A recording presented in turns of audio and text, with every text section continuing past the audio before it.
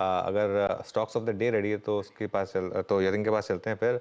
Yatin, good morning, बताइए आज के stocks of the day. Good morning. देखिए, 3-4 स्टॉक जो आज फोकस में है और ज़्यादा करके मिड कैप्स हैं। सबसे पहले एमटार टेक्नोलॉजीज़ की बात करते हैं और सरकार ने येस्टरडे नोटिफाई किया कि कैबिनेट ने एक अप्रूवल दिया है 100% FDI in space segments and allied services. तो कहीं ना कहीं ये जो स्पेस सेक्टर में आपको निवेश बढ़ता हुआ दिखाई पड़ सकता है आगे जाके, उसका फ़ायदा शायद ये कंपनी को होता हुआ दिखाई पड़े। 5% की तेज़ी के साथ ये स्टॉक इसीलिए ट्रेड कर रहा है। इसके अलावा एनबीसीसी ये भी एक स्टॉक फोकस में है, क्योंकि अमरपाली ग्रुप के 5 प्रोजेक्ट्स का इन प्रिंसिपल अप्रूवल इनको नोएडा अथॉरिटी से आया है और ऑब्वियसली ये कुल डेवलपमेंट साइज जो है वो 10,000 करोड़ रुपए के आसपास का है रेवेन्यू पोटेंशियल वाइज। और इस न्यूज़ के बाद भी शेयर में आपको 3 से 4% की शुरुआती तेज़ी देखने को मिल रही है। और आखिर में आज block deal of the day eureka Forbes, pre market में ही आपको ये ब्लॉक डील होती हुई दिखाई पड़ी और बहुत सारे डोमेस्टिक म्यूचुअल फंड्स यहाँ खरीदारी किए हैं, ऐसा हमको सूत्र बता रहे हैं। और प्रमोटर्स ने यहाँ 12% अपना हिस्सा बेचा है ब्लॉक डील के जरिए और इस डील के बाद शेयर में लगभग 1% की कमजोरी आती हुई नजर पड़ रही है। बिल्कुल, यूरेका फोर्ब्स करीब करीब 1% नीचे और आजकल ब्लॉक विंडो में होने के बाद भी कई बार स्टॉक्स नहीं चल रहे हैं, ये इंटरेस्टिंग पैटर्न है। मीनवाइल ये भी अब 7% ऊपर हो गया है हर्षदा, और शानदार मोमेंटम। अच्छा, कुछ पीएसयूज में बाइंग आ रही है अब, हिंदुस्तान कॉपर, एनएमडीसी, एटलीस्ट जो मेटल्स वाली बास्केट है वहाँ पर थोड़ी सी बाइंग आई है। तो हिंदुस्तान कॉपर देखिए आपकी स्क्रीन पर, एनएमडीसी, पता नहीं इनमें से मुझे कौन सा बैंड में है कौन सा बैंड में नहीं है, आजकल ये भी थोड़ा चेक करना ज़रूरी होता है। बड़ी लंबी हो गई ना। हाँ, 15 स्टॉक की लिस्ट हो गई है। लेकिन एबीबी कल सर्किट लगाया था, क्या आज फिर लगा देगा? 7% ऊपर हो गया अब एबीबी और 350 रुपये का मूव यहाँ पर। शानदार शानदार मोमेंटम। मेरे ख्याल से इस अर्निंग सीजन के दो जो सबसे शानदार मूव्स रहे, एक ट्रेंट और एक ABB India, almost similar moves दोनों में। इनफैक्ट ये 53.25 पर आ गया है। यूबीएस का जो टारगेट था 53.80 का था, उसके ऊपर नोमरा का टारगेट 57.40 का है, लेकिन जेफरी सबसे ज्यादा बुलिश है, 6115 की तरफ उनका टारगेट आया है। अगर कोई ट्रेड अटेम्प्ट करना है अमित सेठ, किया जाए या नहीं एबीबी में? जी मैम, थोड़ा सा डिफिकल्ट है, but stock blue sky territory में है एंड कंटिन्यूअसली ऊपर जा रहा है। तो अगर अटेम्प्ट लेना है तो आई विल टेक अ छोटे से एक स्टॉप लॉस के साथ, दैट विल बी 5290 और टारगेट्स रहेंगे 5500 के।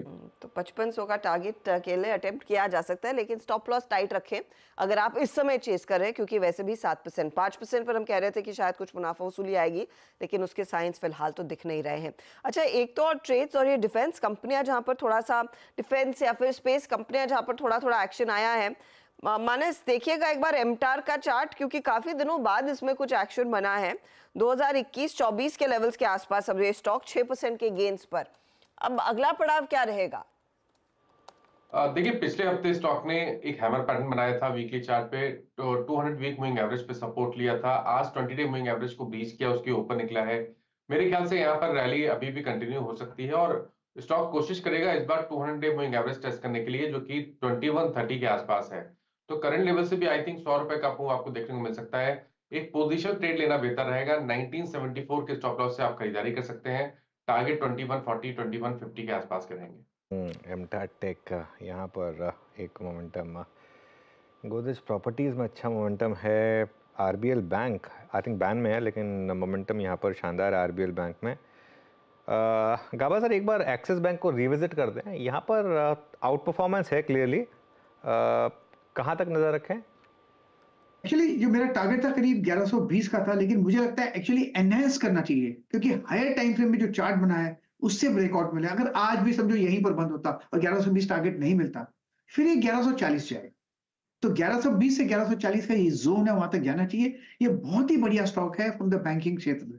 I think it's good, continue holding it. आज अभी करना है तो शायद 1195 का वही स्टॉप लॉस है, कंटिन्यू होना चाहिए। 95 का स्टॉप लॉस लगाइए, 1105 के ऊपर मेंटेन कीजिए उस पर्टिकुलर ट्रेड को, क्योंकि 1100 का टारगेट वो गाबा साहब वाला अचीव हो चुका है। अच्छा, पेंट कंपनियां स्क्रीन पर रखते हैं। एक तरफ ग्रासिम, जहां पर अच्छी तेजी बनी है और ये काउंटर करीब करीब 2200 के आसपास इस समय आपको कारोबार करता दिखाई देगा, लेकिन एशियन पेंट में करेक्शन आया अच्छा खासा। इसके साथ ही आप देखिएगा इंडिगो, बर्जर, कंसाई नेरोलैक, एक्सो नोबेल, ये सारे स्टॉक्स हैं जहां पर 1 से 1.5% तक का करेक्शन आज के दिन देखने को मिला है। सनी, ये फंडामेंटली बताइए, ग्रासिम ऑफ कोर्स अगर कुछ नए बिजनेस में उतर रहे हैं तो बड़ा इन्वेस्टमेंट आएगा, बड़े एम्बिशंस हैं। कुमार मंगलम बिरला ने साफ कहा है कि वो प्रॉफिटेबल नंबर 2 प्लेयर बनना चाहते हैं स्पेस में। ये कहां से बिजनेस खींचा जाएगा? एशियन पेंट जो लार्जेस्ट प्लेयर है with 50-55% market share in the decorative side, उसके बिजनेस को खाएंगे या फिर ये छोटे प्लेयर्स में हम देखेंगे कुछ मार्केट शेयर इरोजन होगा?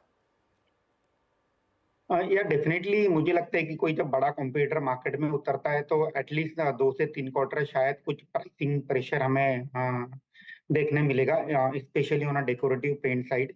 और एक at the same time Grasim को एक एडवांटेज ये है कि because of the their cement का जो डिस्ट्रीब्यूशन नेटवर्क है, तो ऑलरेडी सेम डिस्ट्रीब्यूशन नेटवर्क के थ्रू जो अपने प्रोडक्ट से पेंट के प्रोडक्ट वो कहीं ना कहीं पुश कर सकते हैं।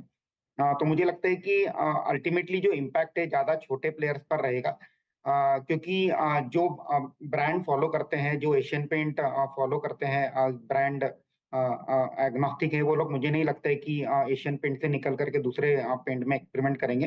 हालांकि जो छोटे पेंट थे वहां से कहीं ना कहीं एक मार्केट शायद बड़े ब्रांड की ओर शिफ्ट हो सकता है। अल्टीमेटली कंक्लूजन यही है कि अगले 2 से 3 क्वार्टर एक प्राइसिंग प्रेशर रहने का अनुमान है पूरे इंडस्ट्री में। और एक बार जब एक अच्छी खासी पेनिट्रेशन मिल जाएगी ग्रासिम को, उसके बाद में भी फिर जो प्राइसिंग प्रेशर वो ईज ऑफ होके एक नॉर्मलाइज प्राइसिंग ट्रेंड हम मार्केट में देख सकते हैं।